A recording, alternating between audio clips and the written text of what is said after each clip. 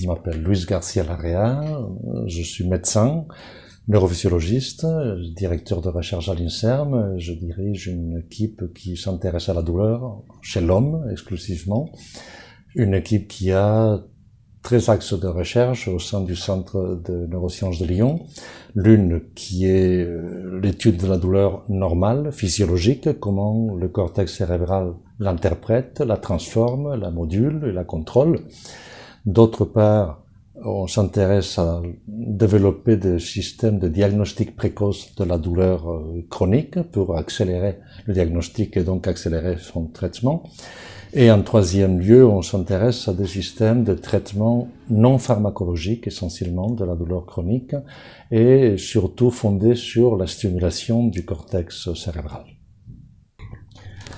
La fibromyalgie est ce qu'on appelle un syndrome polyalgique, donc qui se caractérise par des douleurs diffuses, bilatérales, dans plusieurs endroits du corps, dans les extrémités, dans le tronc, dans le cou, qui sont souvent migratoires, qui peuvent changer de côté, qui s'accompagnent d'une grande fatigue et de toute une autre série d'altérations fonctionnelles et pour lesquelles on ne trouve pas une cause organique prouvée. C'est-à-dire que les différents examens médicaux que l'on fait sont soit strictement normaux, soit montrent des anomalies, mais que l'on ne peut pas attribuer une raison causale.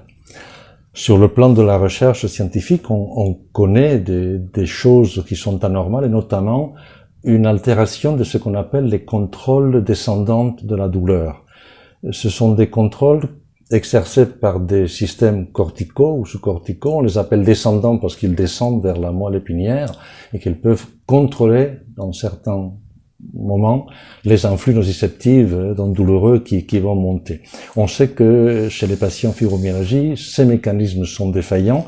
On ne sait pas exactement pourquoi, mais on considère que ce syndrome pourrait être une sorte de expression globale de surcharge du système lorsqu'il est attaqué par différents types de stress qui sont cumulatifs, de stress biologiques, de stress psychologiques, de stress sociaux, et qu'à partir d'un certain moment, le système est incapable de gérer ceci. On appelle ça une sensibilisation centrale, et ces mécanismes de défense sont défaillants, et donc la douleur peut passer plus facilement.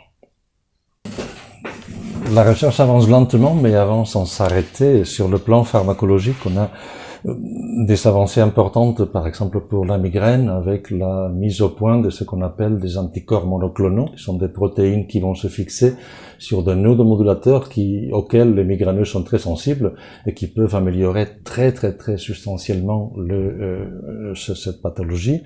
On a également depuis peu des molécules qui sont issues d'un venin d'un escargot de mer, qui est très dangereux, mais qui, utilisé à bon escient et infiltré directement dans le liquide céphalorachidien, peut bloquer des canaux calciques qui interviennent dans la douleur des patients médulloblessés, par exemple, qui sont terribles.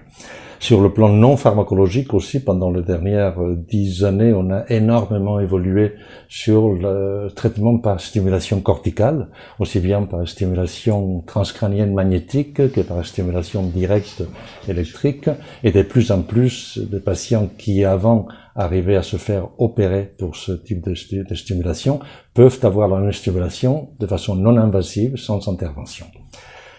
Et on a évolué, ce n'est pas exactement thérapeutique, mais sur le plan conceptuel, on a beaucoup évolué pour considérer véritablement la douleur chronique comme un problème qu'on appelle biopsychosocial. Donc pas uniquement un problème d'atteinte biologique, mais un problème beaucoup plus complexe.